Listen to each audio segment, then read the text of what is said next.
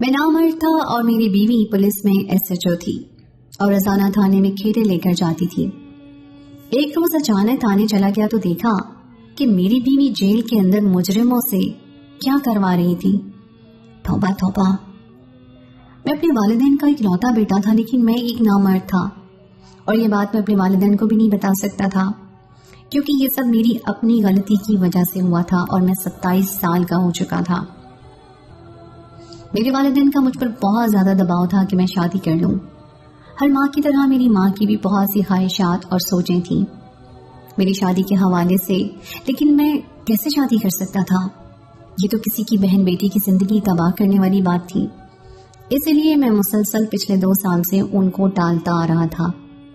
میں دیکھنے میں بہت خوبصورت تھا اور پڑھا لکھا ہونے کی وجہ سے میری نوکری بھی اچھی خاصی تھی۔ میں ایک کمپنی میں MD تھا، اس وجہ سے ہر لحاظ سے ٹھیک تھا، کوئی معاشی اور معاشرتی مسئلہ نہیں تھا، لیکن میرے ساتھ جو ذاتی مسئلہ تھا اس وجہ سے میں بالکل بھی شادی کرنے کو تیار نہیں تھا۔ لیکن اب مجھ پر دن بدن میری ماں کا دباؤ بڑھتا جا رہا تھا۔ میرے والد بیمار ہو کر بالکل بستر پر پڑ گئے تھے اور وہ بھی چاہتے تھے کہ وہ میری شادی کی خوشی دیکھیں۔ اب میں ان کو کیسے بتاتا کہ میں شادی کرنے کے قابل نہیں ہوں؟ اپنے منہ سے ایسا کہنا ممکن نہیں تھا۔ میرے 2 دوست اس بارے میں جانتے تھے، اس لیے جب مسئلہ حد سے بڑھنے لگا تو میں نے اپنا معاملہ ان کے سامنے رکھا۔ میں چاہتا تھا کہ کوئی غریب گھر کی لڑکی ہو جو مجبور ہو، ان کو پیسے دے کر ان کی بچی سے شادی کر لی جائے، لیکن سچائی بتا کر، تاکہ میرے والدین کی خواہش بھی پوری ہو جائے اور میرا راز بھی رہ جائے۔ اسی سلسلے میں ہم لوگ اپنی چھان پھٹک کر رہے تھے کہ میرے دوست نے بتایا کہ اس کی کزن ہے جو پولیس میں SHO ہے اور اس کے ساتھ بھی یہی مسئلہ ہے، وہ شادی نہیں کرنا چاہتی کیونکہ شادی کے بعد شادی کی ذمہ داریاں اور بچوں کی وجہ سے وہ اپنی نوکری جاری نہیں رکھ سکے گی، جبکہ اس کے گھر والوں کو بھی اس پر دباؤ ہے کہ وہ شادی کر لے۔ تم دونوں کا معاملہ ایک جیسا ہے، اس لیے کیوں نہ اس لڑکی کو اعتماد میں لے لیا جائے۔ بات تو ٹھیک تھی، لیکن وہ پولیس والی تھی۔ مجھے کام مشکل لگ رہا تھا، لیکن دوست نے یقین دلایا کہ مسئلہ حل ہو جائے گا تو میں مان گیا اور آخر ایک دن اس پولیس والی سے میٹنگ کر لی گئی۔ میں نے اس کو سب کچھ کھل کر بتا دیا کہ بچپن میں بالکل نوجوانی کی عمر تھی، کچھ غلطیاں سرزد ہو گئی تھی جس کی وجہ سے میں مکمل مرد نہیں ہوں، لیکن میرے گھر والوں کو یہ بات معلوم نہیں ہے اور وہ چاہتے ہیں کہ میری شادی ہو۔ اگر اب بھی تم تیار ہو تو میں تم سے شادی کرنے کے لیے تیار ہوں، اور اس معاہدے پر کہ شادی کے بعد تم پر کسی قسم کی کوئی ذمہ داری نہیں ہوگی، تم اپنی نوکری جاری رکھ سکتی ہو۔ اس سے اور کیا چاہیے تھا؟ خیر سے بچوں کی فکر تھی نہیں اور نہ ہی ذمہ داریوں کی، اور گھر والے بھی شادی سے خوش ہو جاتے۔ اس طرح ہم دونوں کے مسائل کا حل مل گیا۔ میں نے گھر میں اس کے بارے میں بتایا تو سب خوش ہو گئے اور چٹ منگنی پٹ بیاہ والا حساب ہوا۔ منگنی کے بعد صرف 1 ماہ کا ٹائم تھا شادی تک کا، اور دونوں طرف سے ہی تیاریاں زور و شور سے جاری تھیں۔ وہ بھی اپنے بہن بھائیوں میں سب سے چھوٹی تھی، اس لیے بھی سب بڑھ چڑھ کر اس کی تیاریوں میں حصہ لے رہے تھے۔ میں تو تھا ہی اکلوتا، اس لیے شادی کے کسی فنکشن میں کوئی کمی نہیں رہنی چاہیے تھی، اور ہم دونوں بھی اپنی ذاتی فکروں سے آزاد ہو چکے تھے، اس لیے بھرپور خوشی منانے کی کوشش میں تھے۔ ہر فنکشن ایک سے بڑھ کر ایک تھا، لیکن سچائی اس شادی کی ہم کچھ لوگ ہی جانتے تھے کہ یہ شادی صرف ایک معاہدہ ہے۔ آخرکار وہ پولیس والی بیاہ کر میرے گھر آ گئی۔ اس کا نام نتاشا تھا اور وہ بہت ہی اچھی طبیعت کی تھی۔ میرے ماں باپ کے ساتھ ایسے گھل مل گئی جیسے ان کی ہی بیٹی ہو، اور وہ سب بہت خوش تھے۔ اس کی چھٹیاں ختم ہوئی تو اس نے دوبارہ سے اپنی نوکری کو جوائن کر لیا۔ میں بھی اپنی نوکری پر واپس جا چکا تھا۔ زندگی پھر سے معمول پر آ چکی تھی اور میں اس کو اپنی زندگی میں لا کر بہت مطمئن تھا۔ لیکن کچھ دن گزرنے کے بعد میں نے ایک عجیب سی بات نوٹ کی کہ میری بیوی روزانہ کھیرے اپنے ساتھ اپنے آفس میں لے کر جایا کرتی تھی۔ کبھی خود خرید لیا کرتی تھی، اور اگر اسے نہ ملتے تو مجھ سے فون کر کے لازمی منگوا لیتی اور دوسرے دن صبح اپنے ساتھ لے کر جاتی۔ شروع میں تو مجھے لگا کہ شاید اسے کھیرے بہت پسند ہیں، اس لیے وہ لے کر جاتی ہوگی، پھر لنچ میں کھاتی ہوگی۔ لیکن جب یہ معمول بن گیا تو مجھے حیرت ہونے لگی کہ کلو کے حساب سے کھیرے روزانہ کون کھاتا ہے۔ اس سے پوچھا کہ وہ ان کھیروں کا کیا کرتی ہے تو وہ بات ٹال جاتی۔ اس نے مجھے میری بات کا کوئی تسلی بخش جواب نہیں دیا، اور حیرت کی بات یہ تھی کہ جس دن اسے چھٹی ہوتی اس دن کھیرے بھی نہیں منگواتی تھی، اور گھر میں ہو تو کاٹ کے رکھ دو تو انہیں اٹھا کر دیکھتی بھی نہیں تھی۔ اس سے ظاہر ہوتا تھا کہ وہ خود تو نہیں کھاتی ہے، اور اگر وہ نہیں کھاتی تو پھر وہ کیوں اپنے ساتھ لے کر جاتی ہے۔ یہ وہ سوال تھا جو مجھے اندر ہی اندر پریشان کر رہا تھا، لیکن شادی سے پہلے ہمارا معاہدہ ہو چکا تھا کہ میں اس کے کام میں دخل اندازی نہیں کروں گا اور نہ کبھی وہ میری زندگی میں دخل اندازی کرے گی. لیکن نہ چاہتے ہوئے میں اس کی زندگی میں دخل اندازی کرنے پہ مجبور تھا کہ کچھ بھی تھا وہ تھی تو میری بیوی ہی. اور میں جانتا تھا کہ میں نامرد ہوں، لیکن وہ مکمل عورت ہے اور عورت کی خواہش ہوتی ہے، کچھ جذبات ہوتے ہیں اور میں یقیناً اس کی خواہشات اور جذبات پر پورا نہیں اترتا. میرے دماغ میں خود سے ہی خیالات آتے جا رہے تھے، لیکن اب کی دفعہ میں نے اپنے کسی دوست کو بھی خیالات میں شامل نہیں کیا، کیونکہ کچھ بھی تھا وہ میری بیوی تھی، یعنی میری عزت، اور مجھے گوارا نہیں تھا کہ اپنی عزت کے بارے میں کسی سے بات کروں. لیکن تجسس ختم نہیں ہو رہا تھا. کچھ دن ٹھہر کر میں نے باتوں باتوں میں اپنی بیوی سے کھیروں کی سچائی جاننے کی کوشش کی تو اس نے مجھے تسلی بخش جواب نہ دیا. لیکن اب یہ ہونے لگا تھا کہ اس نے بھی کھیرے خریدنا چھوڑ دیے تھے یا مجھ سے منگوانا چھوڑ دیے تھے. مجھے لگا کہ معاملہ ختم ہو گیا، لیکن ایک دن میری اپنی گاڑی خراب تھی اور مجھے مجبوراً اس کے ساتھ گاڑی میں جانا پڑا. تو راستے سے ایک ریڑھی والی سے باقاعدہ اس کے لیے کھیرے پیک کر کے رکھے تھے جو اس نے میری بیوی کو دے دیے. اس کے انداز سے یہ ظاہر ہوتا تھا کہ وہ ہمیشہ ایسا کرتی ہے اور اس کے روز کا معمول ہے، اس لیے اس نے پہلے سے ہی پیک کر کے رکھے ہوئے تھے. میں نے پھر سے سوال کیا اور میری بیوی پھر سے جواب نہیں دے رہی تھی، بلکہ بات کو ٹالنے کی کوشش میں تھی. اور اب تو میرا تجسس عروج پر پہنچ گیا تھا. میں نے سوچ لیا تھا کہ میں کسی دن اچانک سے اس کے تھانے میں جا کر دیکھوں گا کہ آخر وہ کرتی کیا ہے. میرے دماغ میں غلط ہی سوچ آ رہی تھی، اور اگر ایسا کچھ تھا تو اس کا کوئی حل تو تھا نہیں، لیکن پھر بھی یہ تجسس چین نہیں لینے دے رہا تھا. اس دن تو میں نے کچھ نہ کیا، لیکن 2 دن ٹھہر کر دوپہر میں لنچ کے وقت میں بنا بتائے بیوی کے تھانے میں پہنچ گیا.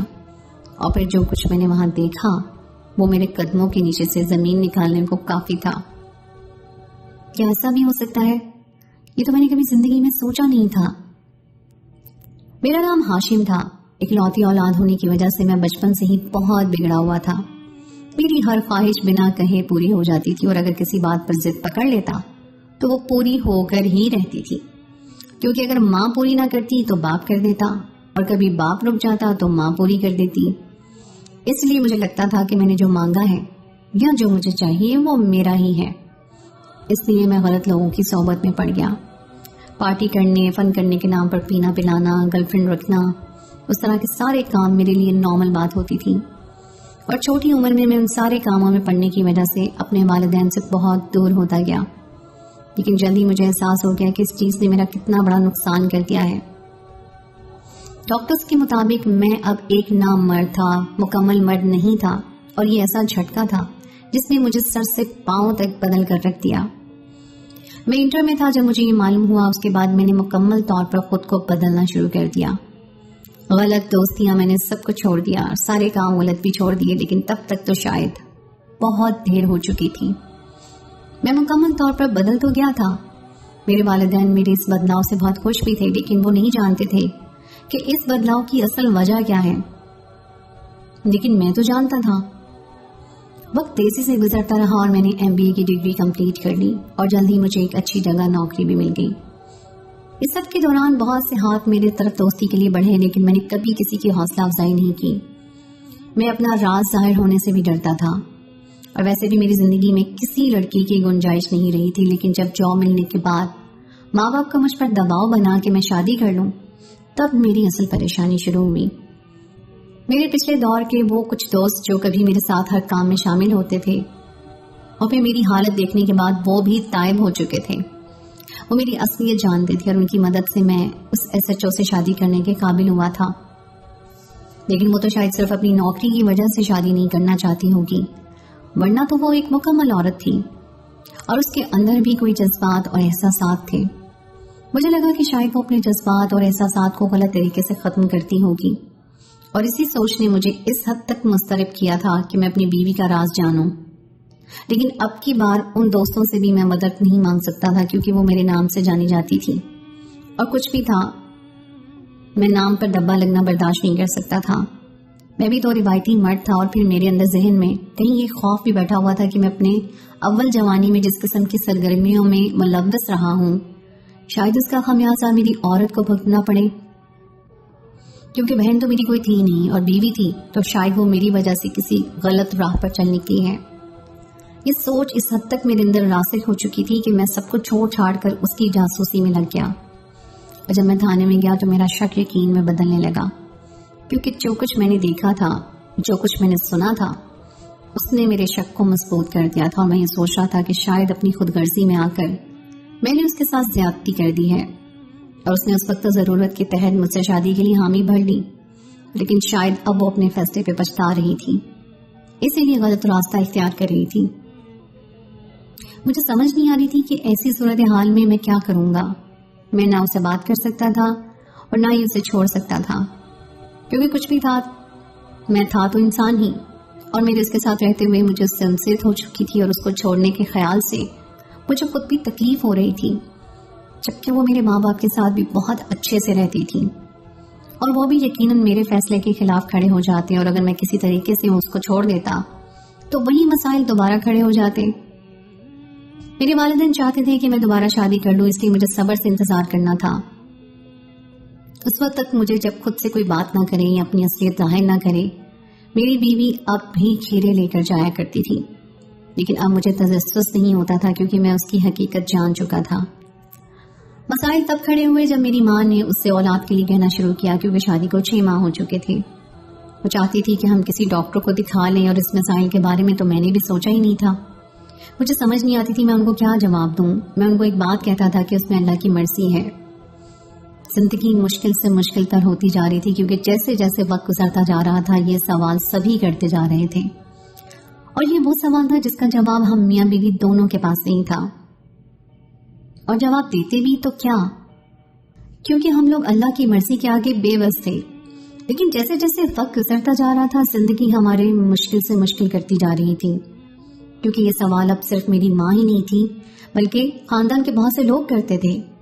اور وہ لوگ جو کبھی چاہتے تھے کہ میں ان کی بیٹی سے شادی کروں، ان کو تو شاید ایک موقع مل گیا تھا، اور وہ ہماری اولاد نہ ہونے پر بہت سے سوالات اٹھاتے تھے. مجھے اپنی بیوی کے لیے برا محسوس ہوتا تھا کہ اسے یہ ساری باتیں سننا پڑتی ہیں، لیکن مجھ میں شاید اتنی اخلاقی جرت نہیں تھی کہ میں کسی کو سچ بتا سکتا کہ سب میری بیوی کا قصور نہیں ہے، کیونکہ عورت ہونے کی وجہ سے زیادہ باتیں اسے ہی سننا پڑتی تھی.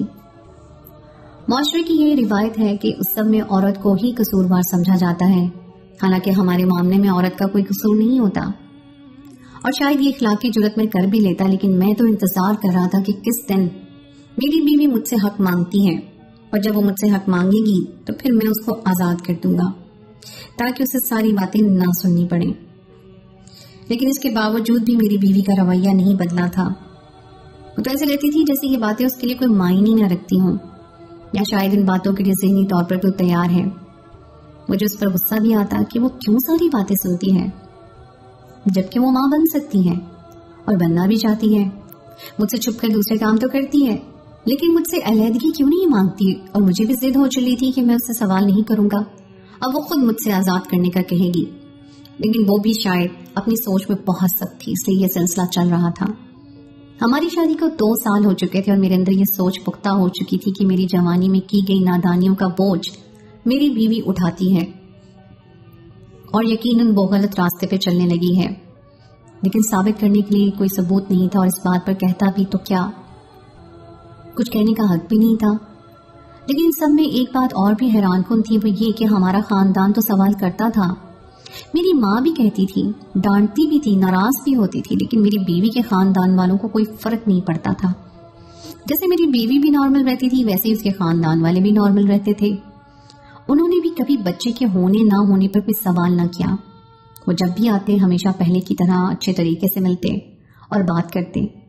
ان کا رویہ مجھے حیران بھی کرتا تھا کہ آخر وہ لوگ سوال کیوں نہیں کرتے، یہ ان کا حق ہے. لیکن نہ جانے کیا سلسلہ تھا کہ مجھے کچھ سمجھ ہی نہیں آتی تھی. جیسے میری بیوی بالکل نارمل رہتی تھی ایسے ہی وہ سب بھی رہتے تھے. میرے خاندان والوں کو بہت جلدی پڑی ہوئی تھی، میرے راز پر آج تک پردہ پڑا تھا، لیکن اب لگتا تھا کہ یہ بھی کھل جائے گا.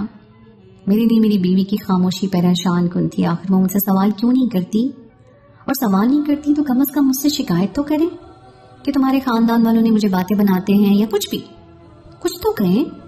لیکن وہ اس موضوع پر بات ہی نہیں کرتی تھی. ایسا لگتا تھا کہ یہ موضوع اس کے لیے کوئی اہمیت نہیں رکھتا، اس سے بچے کی پرواہ نہیں ہے. اس نے وہ شادی اس معاہدے کے تحت کی ہے جو ہم نے شادی سے پہلے کیا تھا. तो फिर वो जेल में जाकर क्या करती हैं? जो कुछ मैंने उस पर सुना था कि वो मुजरमों के पास, ये सोचे मुझे हर वक्त परेशान रखती थी, लेकिन कोई हल नजर नहीं आता था और ना ही कोई सबूत। सबसे बढ़कर अम्मा की परेशानी थी। वो चाहती थी कि घर में कोई बच्चा आए। अब मैं उनको कैसे बताता कि ऐसा मुमकिन नहीं है। मैं ये सोचता था कि शादी के बाद सब खत्म हो जाएगा, मेरा राज हमेशा रह जाएगा, लेकिन अब लगता था कि शादी ना करता तो शायद राज रहता। लेकिन अब जैसे इस पर सवाल किए जाते हैं और बातें बनाई जाती हैं, किसी दिन भी मेरी बीवी तंग आकर सबको सच्चाई बता देगी। लेकिन आफरीन है उस पर कि उसने कभी भी किसी बात को सीरियस ना लिया और सच्चाई बताने का तो सवाल ही नहीं उठता था। शादी का इतना अरसा गुजारने के बाद उसने मुझसे भी कभी उस राज के बारे में कोई बात नहीं की थी, ना ही मुझसे भी सवाल किया था कि यह सब क्यों हुआ, कैसे हुआ। बस वो बिल्कुल नॉर्मल अपने कामों में मसरूफ रहती और उसका यही रवैया मुझे परेशान किया जा रहा था, अंदर से खाए जा रहा था। लेकिन ये बात डिस्कस किससे करता? आखिरकार एक दिन मेरा सब्र जवाब दे गया और मेरे अपने ही दोस्तों को, जिन्होंने हमारी शादी में एक अहम किरदार अदा किया था, उन्हें हर बात बताने का मैंने फैसला कर लिया कि मैं अकेले सोचते हुए थक गया था। मैंने जब सारे हालात उनके सामने रखे तो लोग भी हैरान रह गए। लेकिन सभी ने मुझे एक मशवरा दिया कि वो तुम्हारी बीवी है, इसलिए तुम उसको बिठाकर आराम से उससे सवाल करो, वो तुम्हारे सवाल का जवाब देगी। उनकी दी हुई हिम्मत थी कि मैंने एक दिन नताशा को बिठाकर उससे सवाल कर दिया कि एक दिन तुम्हारे थाने आया था और ये खीरे वाली बात मुझे बहुत ज्यादा परेशान करती है। सर्दी हो गर्मी हो, खीरे जरूर लेकर जाती हो और थाने में भी किसी को मालूम नहीं कि तुम इनका क्या करती हो। तुम हमेशा से वो उठाकर मुजरिमों की सेल में चली जाती हो और बड़े बड़े नामी ग्रामी मुजरिम भी अपना जुर्म कबूल कर लेते हैं और कभी मारपीट की आवाज नहीं आई और ना ही तुम वहां किसी को जाने देती हो। ये सब क्या है? ये सब सुनकर वो हैरान नजर आने लगी और कहने लगी कि आपको ये सब किसने बताया? लेकिन मैंने उसको बताया कि मेरा अंदाजा है कुछ बातें तुम्हारे ऑफिस के लोगों ने बताई हैं। ये सुनकर वो हंसने लगी और फिर उसने जो बात मुझे बताई वो मुझे शर्मिंदा करने को काफी थी कि मैं उस इंसान के बारे में कितना गलत सोचता रहा। उसने बताया कि उसका एक खास तरीका है, वो बड़े आदी मुजरिमों को मारती नहीं है बल्कि उनको जबरदस्ती एक से ज्यादा खीरे खिलाती है, ऊपर से पानी पिला देती है और वो इस बात को समझते नहीं और कभी खीरों का जूस बनाकर ऊपर से पानी पिला देती है, जिससे उनकी तबीयत खराब होना शुरू हो जाती है और वो शदीद परेशान होकर मजबूर हो जाते हैं मेरी बात मानने पर, क्योंकि मैं सख्ती से पाबंदी लगा देती हूँ कि उन तक कोई और चीज नहीं पहुंचाई जाएगी, दवाएं भी नहीं। और ये एक ऐसी चीज होती है कि बड़े सख्त इंसान को बेबस कर देती है। बस यही काम सारे मुजरिमों के साथ करती हूँ और कुछ गलत नहीं करती। इस बात ने तो बहुत बड़ा बोझ मेरे सर से हटा दिया और जब मैंने उसे पूछा कि मेरे खानदान वाले उसको बुरा भला कहते हैं तो उसे बुरा नहीं लगता क्योंकि सब मेरी वजह से हो रहा है। उसने कहा कि आप हिम्मत वाले हैं जिन्होंने अपना राज मुझे बता दिया, लेकिन मुझ में इतनी हिम्मत नहीं कि उनको बता सकती। लेकिन ये सच है कि एक मिशन के दौरान मुझे गोली लगी थी जिसकी वजह से मैं मां बनने की सलाहियत से महरूम हो चुकी हूँ और ये बात सिर्फ मेरे घर वाले ही जानते हैं, जिसकी वजह से मेरे घर में से किसी बंदे ने औलाद की बात नहीं की है कभी। अब तो उसका राज भी पता चल गया था। अगर मैं उसे छोड़ देता हूँ तो भी वो कभी मां नहीं बन सकती और मैं किसी और से शादी कर लूंगा तो बाप नहीं बन सकता। इसलिए उसका एक ही हल है कि हम कोई बच्चा गोद ले लें, लेकिन एक मुश्किल फैसला था क्योंकि इसके लिए हम सबको एक तरजीह पेश करनी पड़नी थी। लेकिन अल्लाह को कुछ ऐसा ही मंजूर था। हम दोनों एक जगह जा रहे थे कि रास्ते में हमें एक लावारिस बच्चा पड़ा हुआ मिला। जैसे आजकल के हालात हैं, लोग बच्चा पैदा करके छोड़ जाते हैं। हमने वो बच्चा उठाकर गोद ले लिया और सबको यही तर्ज पेश की कि ये तो खुदा की तरफ से हमारे पास आया है। हमने तो बाकायदा कहीं जाकर गोद नहीं लिया। लेकिन इस दौरान एक चीज ये थी कि मैंने अम्मा को एतमाद में लेकर अपनी कमजोरी के बारे में बता दिया था, लेकिन अपनी बीवी के बारे में कुछ नहीं बताया क्योंकि कुछ भी था वो औरत थी। बेटे की बात तो शायद बर्दाश्त कर जाती, लेकिन बहू की तो कभी बर्दाश्त नहीं कर सकती थी। और घर में अमन और सुकून के लिए किसी न किसी के राज को छुपाना जरूरी होता है।